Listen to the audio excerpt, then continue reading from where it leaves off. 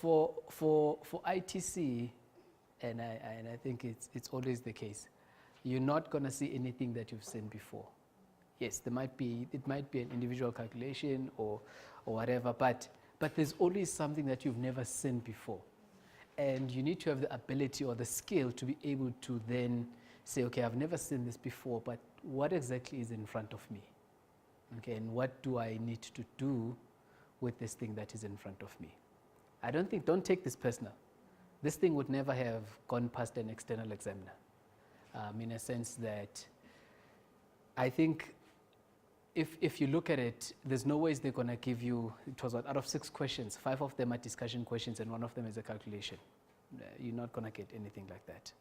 But I think what I wanted to achieve was to help you guys develop the skill of being able to write and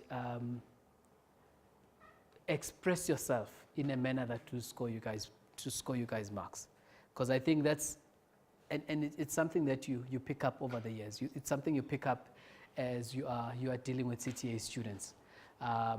People struggle to translate these calculations and these numbers into words. And I promise you, if I gave you guys a calculation question, you'd be able to take these numbers and put them into what I want. But if I then say to you, now tell me, because that's basically what a discussion question is.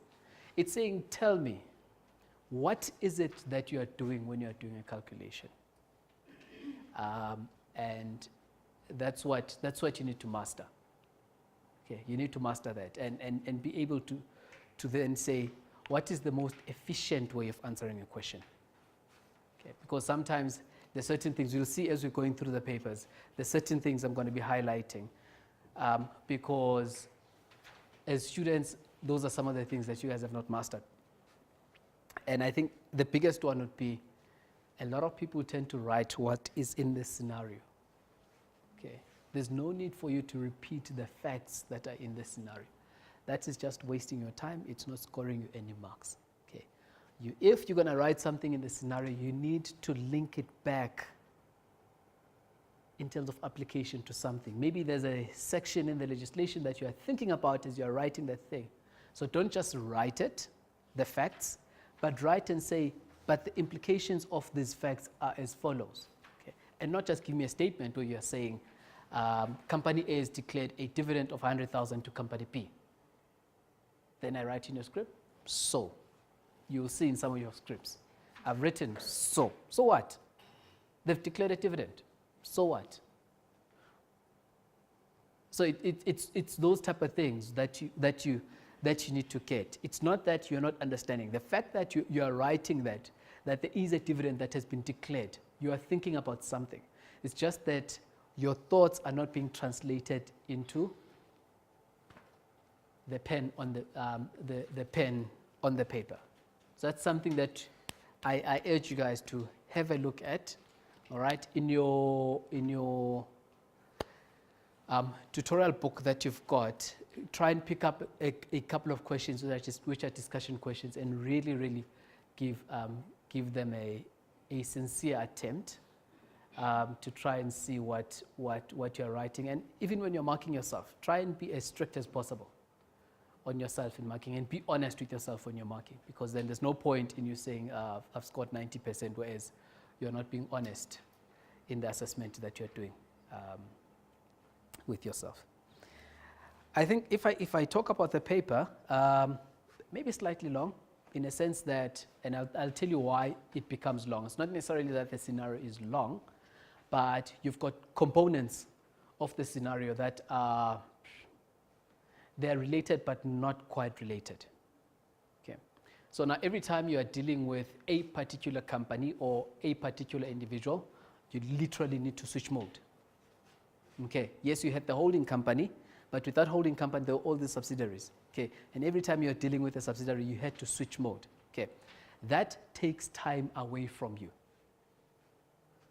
Okay. So hence I am saying maybe the paper was a bit long, because then with hindsight, that's what I thought about that. Okay. There's time that you guys spend in understanding each of these components in order for you to become comfortable with them. So yeah, that's one thing I wanted to just talk to you guys Sorry, I was about to sneeze, and it didn't happen. All right. Okay, let's start. Let's look at the question. So I hope everybody's got their question paper. Let's look at the question, and I think some of the things that I would have written in your scripts and all of that we'll discuss as we're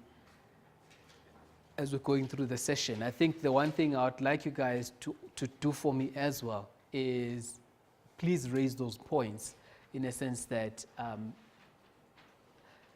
going to say challenge me in a way that if I've written why in your paper, you've probably answered the why. It's just that maybe I did not pick it up, you know. But that's what I want. That's what I want to have as a conversation with you guys to say, okay, this is what I've written, and you've said why.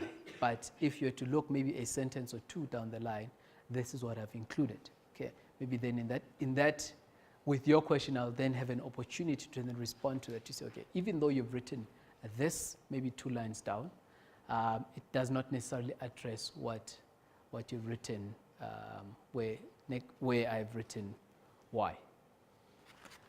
Okay, I'm listening.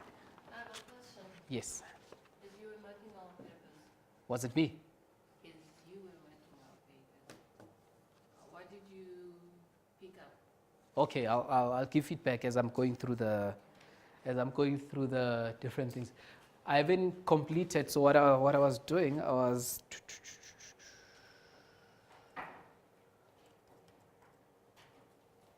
I haven't completed capturing my thoughts. So what I started doing as I was marking, I started jotting down some of the things that I was coming across. But I did not finish doing this. So what I'll do is, again, I'll sit down and just continue writing this, and then we'll then share it with you guys.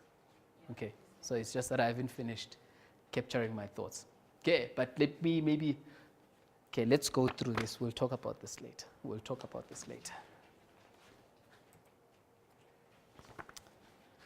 All right. Okay, so we had Kwasi's Abantu Holdings, and in short, Abantu is a company that was incorporated in South Africa in 1997 in KwaZulu-Natal. The financial year of the company ends on 31 December each year. Abantu is not a registered VAT vendor, as all its supplies constitute financial services as defined in the VAT Act. Abantu is a company that was established by the community of Kwasi's Abantu situated in Kranskop, and it is involved in a number of industries, including the supply of flavored water, fruit and vegetables, dairy drinks, and real estate ownership. Abantu has a number of subsidiaries incorporated in South Africa and outside of South Africa that are involved in different industries. Abantu is an investment holding company and also owns the land and building that are used as the head office of the group. After a number of years where Abantu saw exponential growth in its profits and assets, the management of Abantu were under pressure from shareholders to continue achieving great financial performance each year. In order to meet the targets set by the board of directors of Abantu, management adopted a strategy of making acquisitions in growth areas and disposals of businesses that were deemed not to be performing.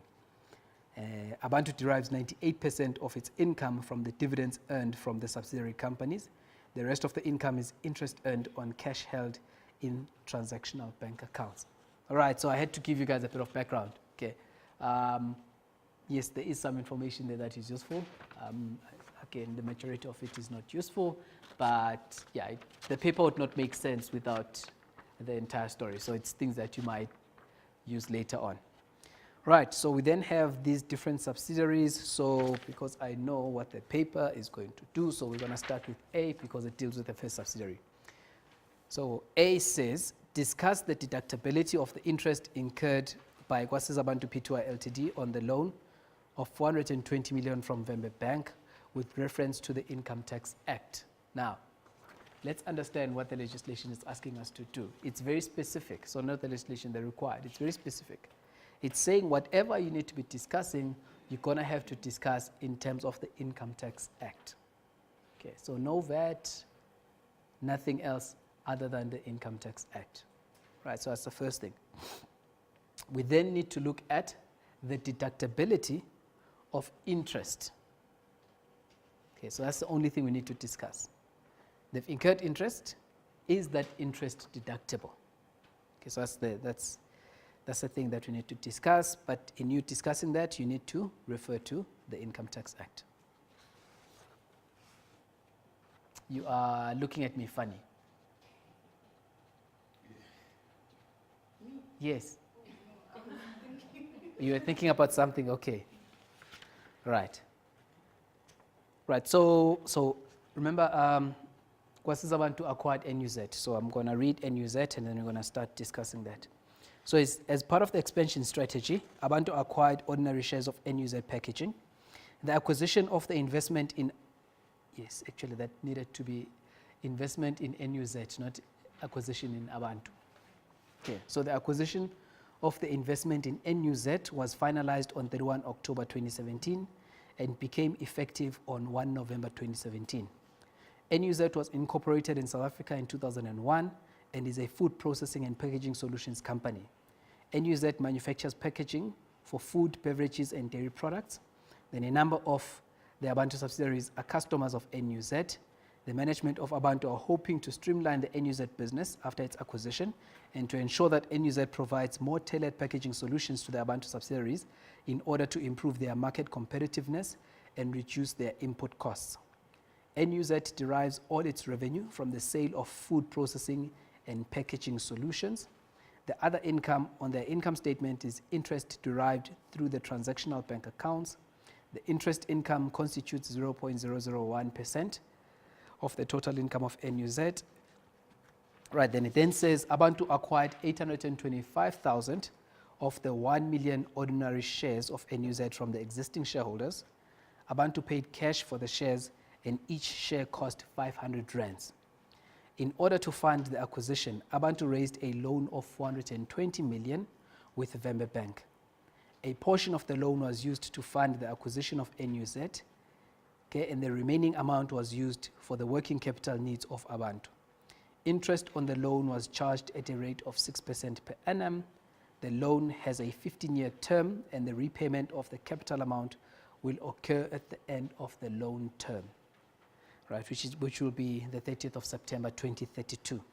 The interest charged on the loan will be paid annually to Vembe Bank based on the interest accrued for the period 1 October to 30 September each year. All right, so we've got a loan of 420 million. We're going to get charged interest at 6%. The loan was used for different purposes. So a portion of the loan was used to fund the acquisition of a company, and a portion of that loan was used to fund the working capital needs of Abantu. So the question then says, we need to discuss the deductibility of that interest. So will that interest be deductible or not? That's ultimately the question that you need to answer. Okay. Now, you need to look at that required and say, ultimately, what do I need to say at the end?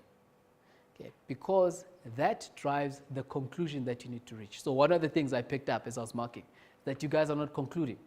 Okay, you literally need to answer that required at the end of the day. So you can go into this whole long discussion, okay, but right at the end, you need to say, the interest is deductible or the interest is not deductible, okay, based on what you have discussed.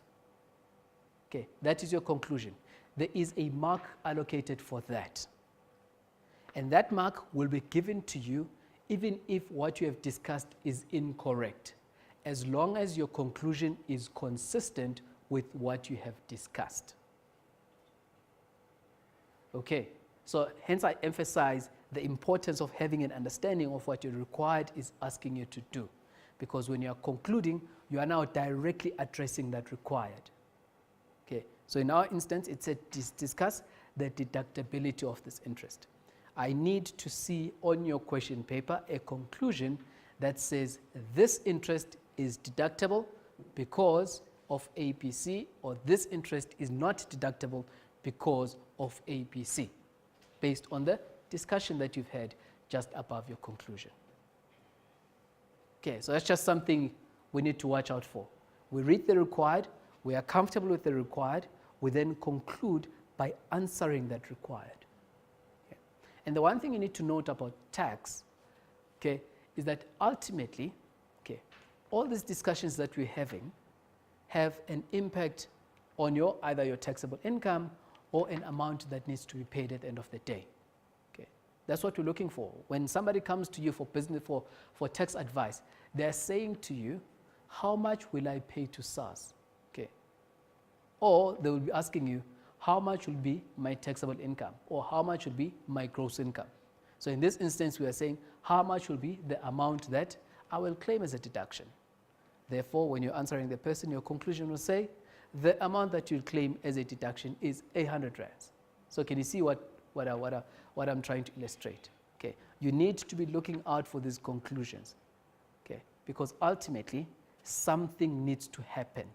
So whenever you're having a discussion, so don't just forget and go on to this long explanation of what the tax implications are. The one mark right at the end, you need to say what ultimately was the point of this long discussion that you've entered into. Okay, imagine talking to someone who does not know tax. Okay, and you start explaining to them section 24 cap J and section 11A, this other section and that other section and that other section, and they look at you and then they say, what's the point? What are you trying to say exactly to me? That's what you need to be doing. Okay, that's what you need to be doing when you're concluding. Okay, imagine you're explaining to someone who has absolutely no idea about tax. So by going into this long discussion, they will not understand you. At the end of the day, you're going to finish talking, they will look at you and say, what have you just said? Okay, and your conclusion then serves that purpose, where you're then saying, you don't care about the rest, but in summary, this is what's happening. Here's the impact. Okay, so in this required, the deductibility. Is it deductible or not deductible? All right. Okay, let's go into the scenario. So we've got somebody that has somebody that has taken out a loan, okay, and that loan has been broken up into two portions. A part of it was taken out and we then used that amount to invest. A second part of it was taken out and we used it for working capital purposes. All right, I'm going to start with the working capital purposes. Now we're going to incur interest on that loan that we used for working capital purposes. Now what are the implications with regards to the interest?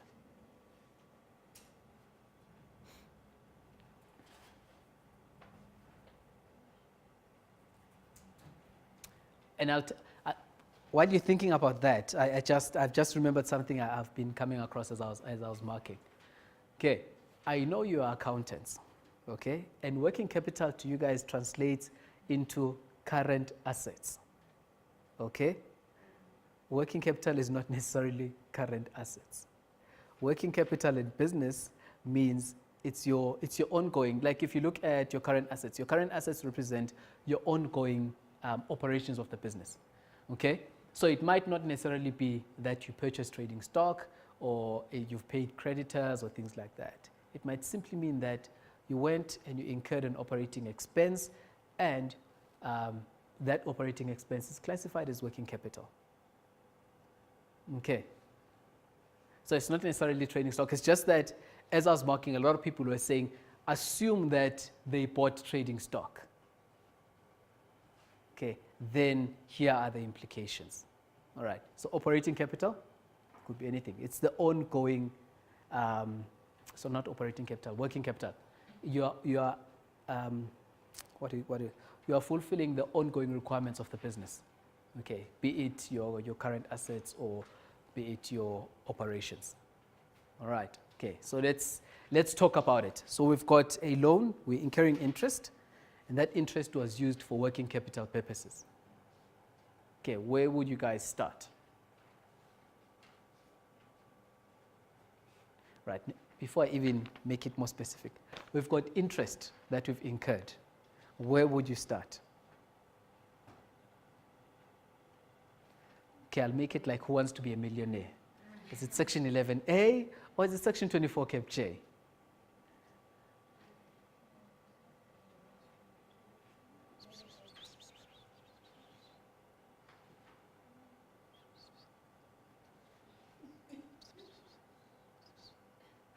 Say it. Hey? I would say that there is no, section 24J doesn't apply here because we want Because we don't have? financial instrument. What do you mean don't have a financial instrument? Do I have to go further? Yes, yes. What do you mean you don't have a financial instrument? There's the definition in section 15. Okay. So I think the interest is deductible as per section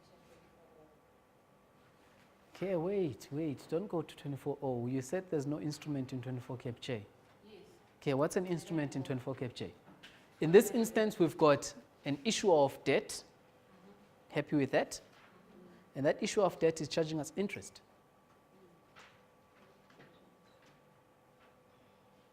So why are you saying then we're out of section 24 Cap J?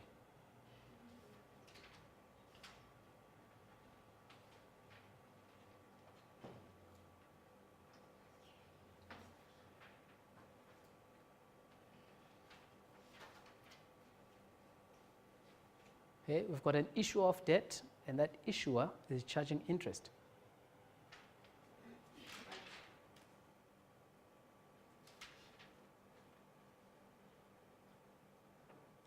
I'm listening.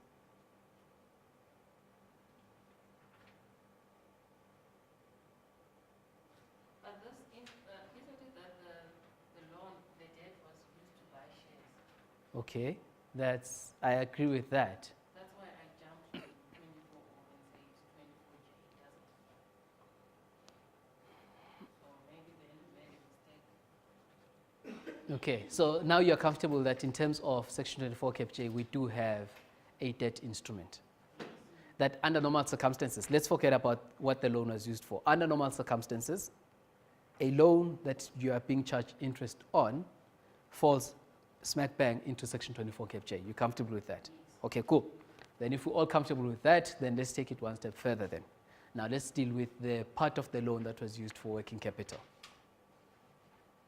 Okay, wait, let me ask you guys, how do you calculate that part of the loan used for working capital?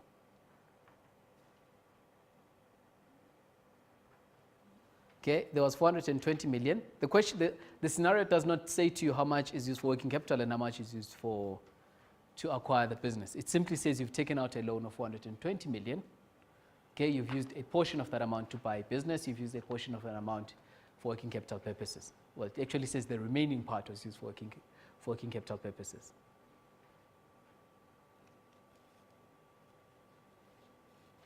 So what part was used to acquire the business? Because if we get that, then we know what's the remaining portion. Uh-huh.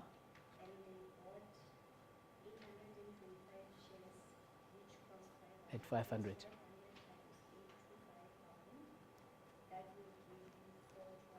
Yeah, so that gives us 412. It then leaves us with, so we'll round off instead of with cents. So it gives us 412.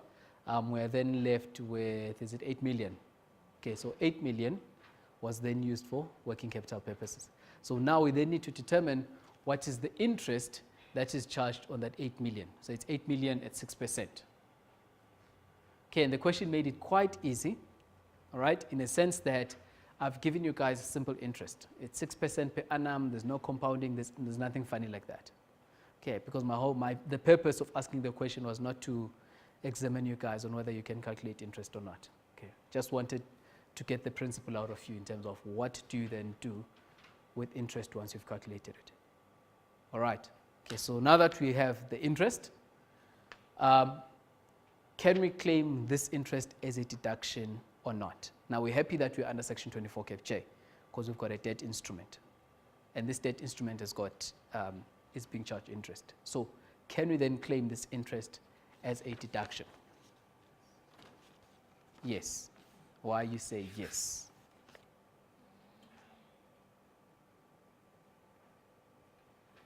And then we start looking at our scripts and we can see this why. This why on our scripts. Why?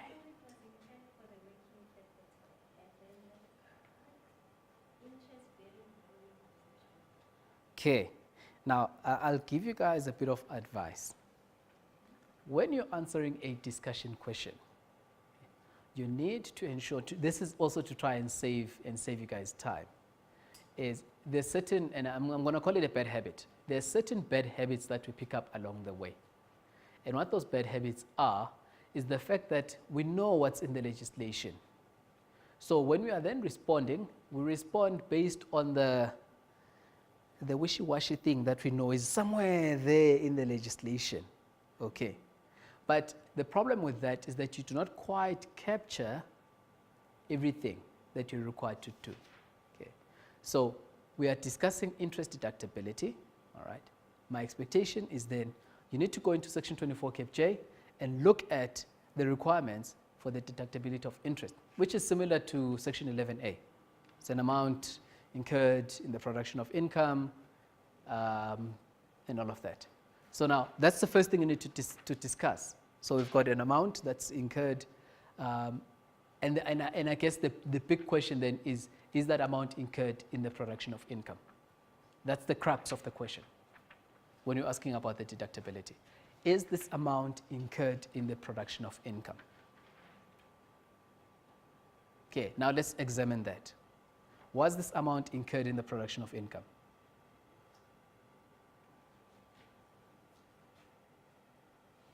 Okay, and the solution and the answer to that you'll then find in the scenario, because the scenario goes on about explaining what these guys do.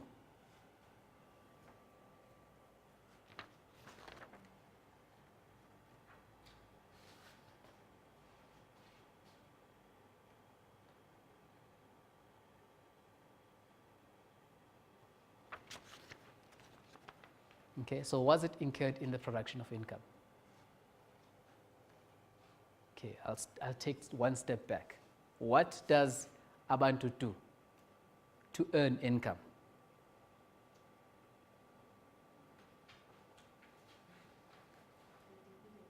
Actually, before we even talk about in the production of income, it says that interest must be for trade purposes. Okay, so first thing you need to prove, is there a trade?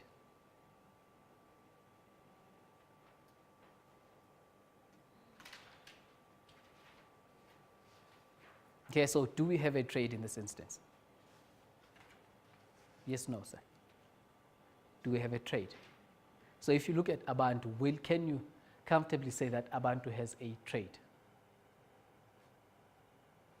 See, and I'm very careful not to use the words Abantu trading, because trading then would mean something else, as compared to do they have a trade? Okay, my answer to that would be yes. Really, what is a trade? If you look at the definition of trade, it's very wide. As long as you are doing something and that thing is on a continuous basis, and it will then generate, it's not necessarily for profit purposes, but you are doing it on a continuous basis, be it an investment or the sale of goods and all of that. Okay, so in this instance, we are an investment holding company, so our business that we're concerned about is to hold investments. So that is our trade. Right, now we then go in the production of income. So is this amount incurred in the production of income?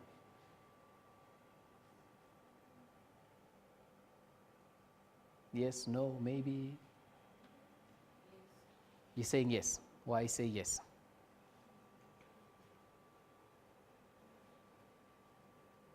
This interest was for a loan, right? Yes. That was used to purchase a share. Now working capital. Okay. So I'll say it was used in the production of income, but the deductibility is not section 11 and 23. Do I need to say that? Okay, so you are saying, wait, before even move on to the next step, you are then saying it is in the production of income. Yes. All right. I don't have to start with that. I have to do some steps until I get to my conclusion. Remember, my conclusion is me saying that the interest is deductible because it is in the production of income as per this section. That will be my last conclusion.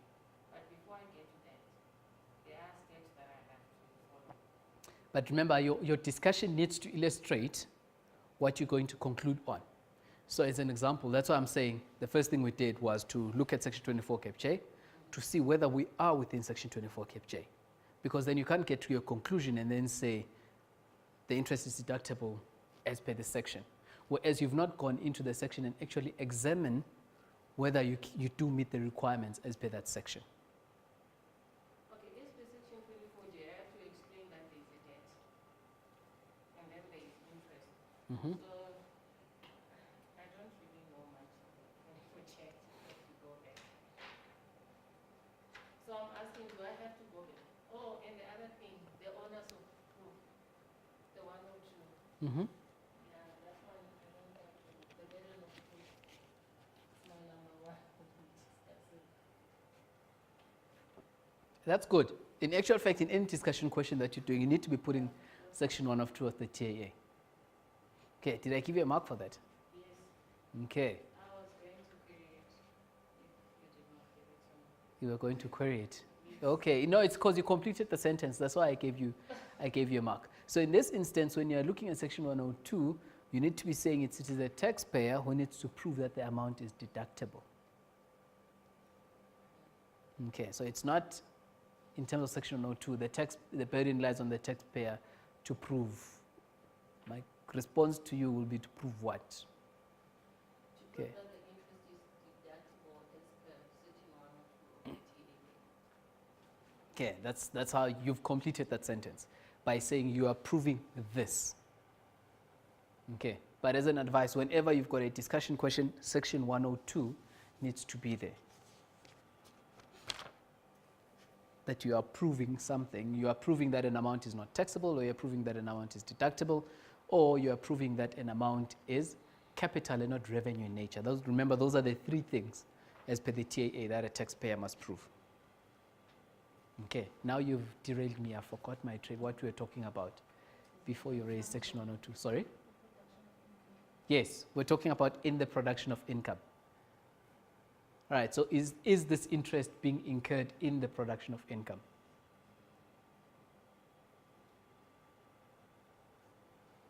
Not.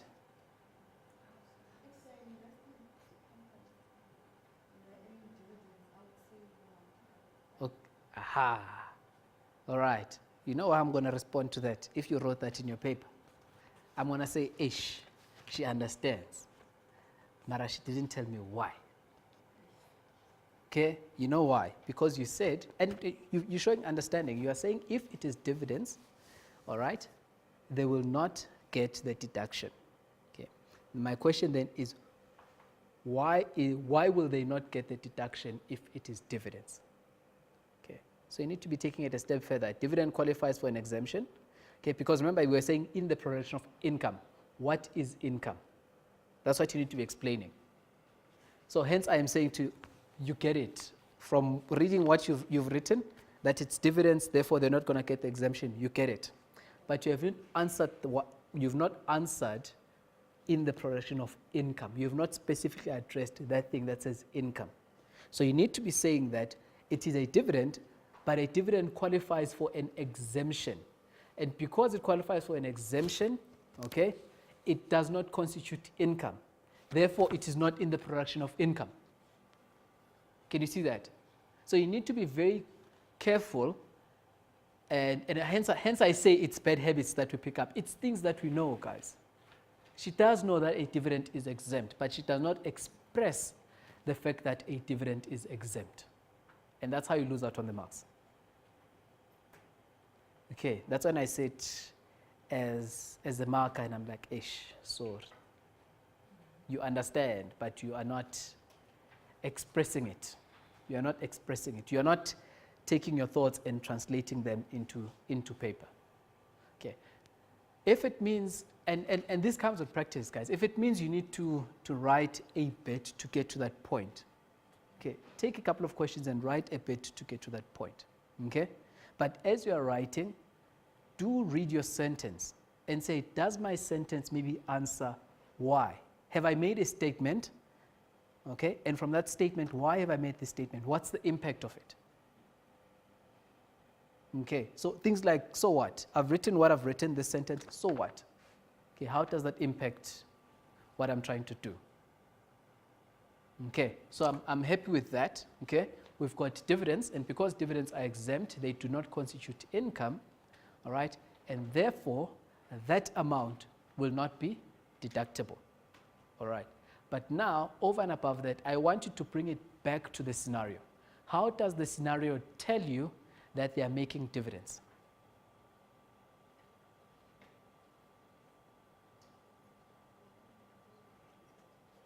In the introduction.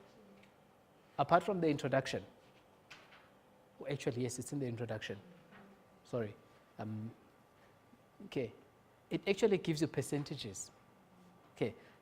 To actually ensure, so those percentages are there so that you guys have got a very clear understanding that the only income they are generating is dividends. It's there for a purpose, to tell you and to reinforce that the only income they're deriving is dividends. Okay, now what you need to do, that 98% is not there for decorative purposes. You need to take that and put it now in your paper and say they're generating 98% of their income, or actually it's 99%, almost 100. They're generating 99.999% of their income as dividends, okay? Therefore, that means even if they've used this amount for working capital purposes, they will generate a dividend.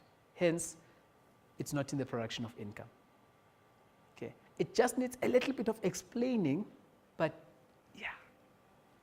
So if I took, I don't remember the section, but there's one where it says the expenditure incurred is in the production of exempt income. Is that the same thing? Okay, so now you're talking about the prohibition. So the prohibition under section 23F, which says that if you've incurred an expense and it's in the production of exempt income, then you're not allowed to then claim a deduction. Could I use that? You could have used that, yes. You could have used that.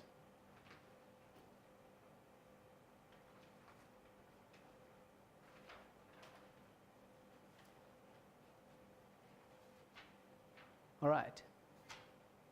So if you read your script, does it show that you know what you're dealing with? Okay. Okay, you must wait. Depression must wait. You must discuss these things. And then depression can start once we've discussed. Okay. Okay, you know it, guys. It's just that you're not saying it. All right. Okay, so that's the 8 million portion, well, the interest on that 8 million portion. Okay, so we'll reach a conclusion on that amount is actually not deductible. All right. Now we then move on to the interest on the 412 million, whether that interest is deductible or not. Okay, on this one, I must say though, it's a new section. Okay, and thanks to her, it's in the paper. But it's a new section. What I was trying to do is the likelihood of it coming out in ITC is high. Okay, so I'd rather you see it before instead of you guys come across it in ITC for the first time. Okay, the majority of the people missed it completely. Okay, so that is section 24 cap O. Right, so the majority of you guys missed it, missed section 24 cap O. Okay, but we'll discuss it so that we all have an understanding of it. Okay. All right. So the first thing, forget section 24 cap O, because remember, before we go into section 24 cap O, we need to see whether we can claim this amount under section 24 cap J. Right. So under section 24 cap J, can we actually claim the interest on the amount invested to acquire NUZ? Why not?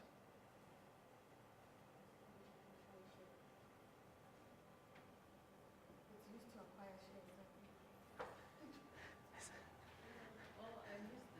shares. Let's speak the way we would write it so that it would become comfortable. Okay, let's try and speak the way we would write it so that we become comfortable in using the sentences and yeah. Okay, why is it not in the production of income? Okay, so it was used to acquire shares, all right? So it's not in the production of income. So what's the other thing then you'll then use to say you are not then able to claim that interest as a deduction, which we've already discussed? it will be the prohibition under section 23F. Okay, because you have incurred an expense to produce exempt income. All right, but it does not end there. Now we've got a new section, which is section 24 cap O. And section 24 cap O says, in certain circumstances, all right, a taxpayer can claim a deduction of interest, okay, even if that interest is incurred in the production of exempt income. So you see how I'm laying out the solution. I'm discussing section 24 cap J and saying, according to 24 cap J, which is the section that predominantly deals with interest, okay, I can't claim it as a deduction. Therefore, I need to conclude about that I can't claim it as a deduction under 24 cap J. But there is another section that I can possibly look at. Okay. Now, important things that you need to be looking at under section 24 cap O is, number one, is it an acquisition transaction? Okay, so do we have an acquisition transaction? Yeah, you need to answer that question. Why is it an acquisition transaction? All right, there's certain information that is in the paper that then points you towards this. So if I go to the question,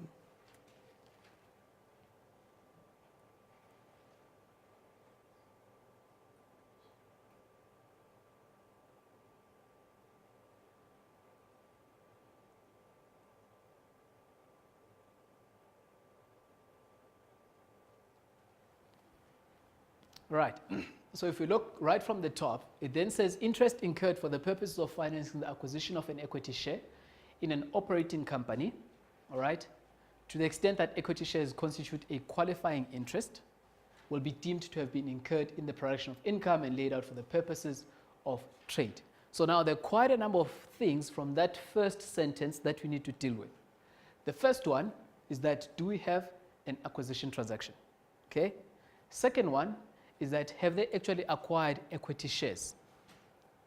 The third one, do we have an operating company?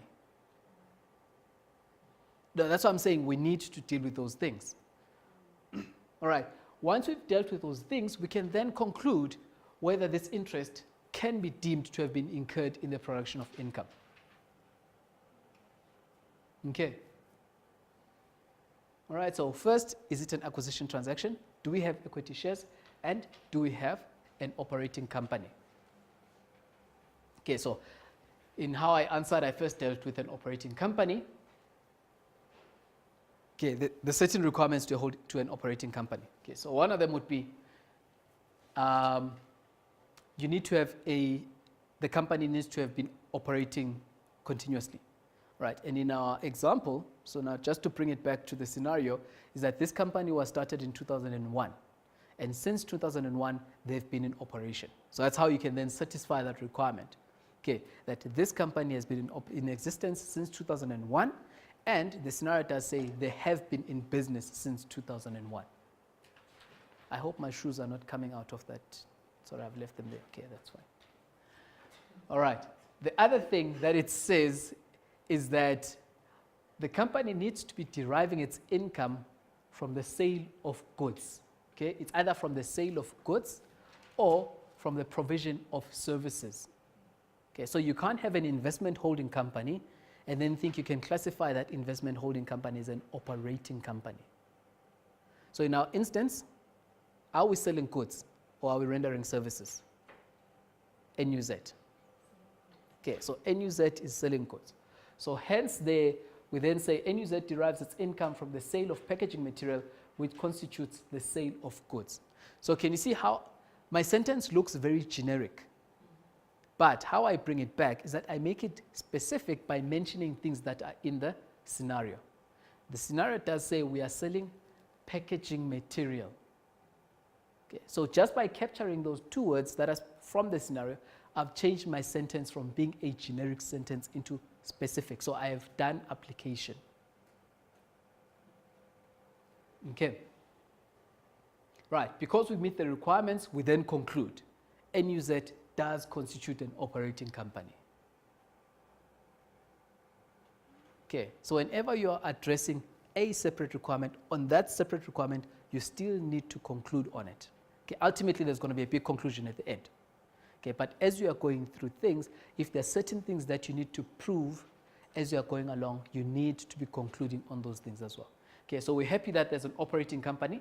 The second thing that I said was that, does this constitute an acquisition transaction? We'll get to that, because then acquisition transaction incorporates all the other things.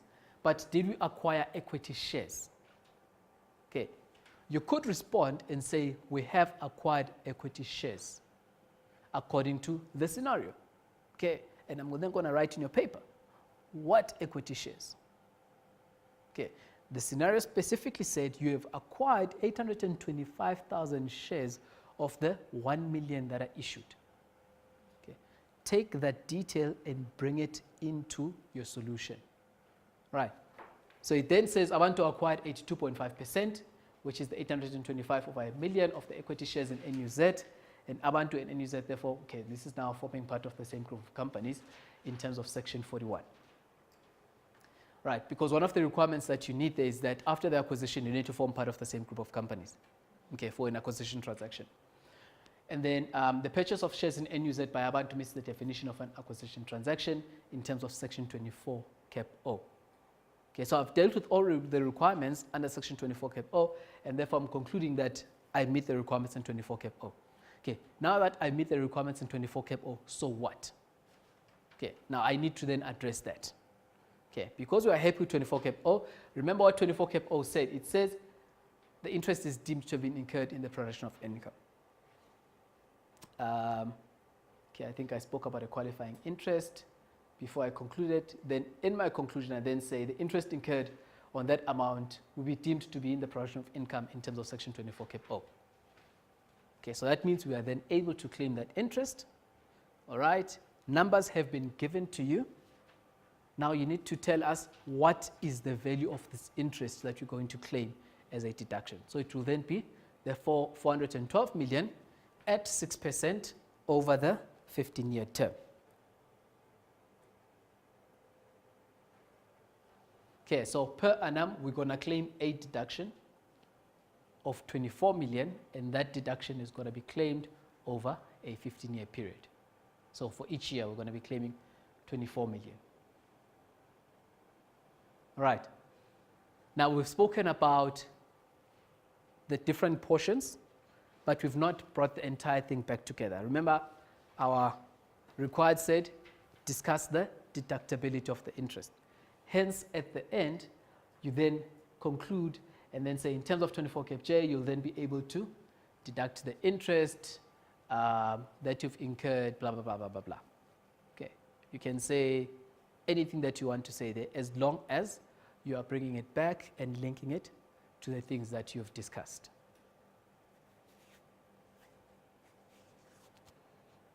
Right, not an easy question.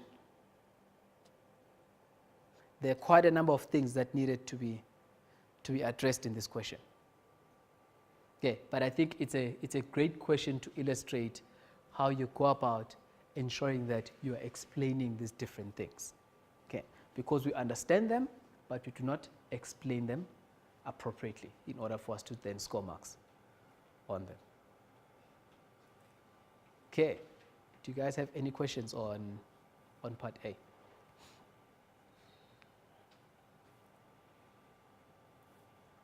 Yes, no, maybe we're still trying to recover from the depression.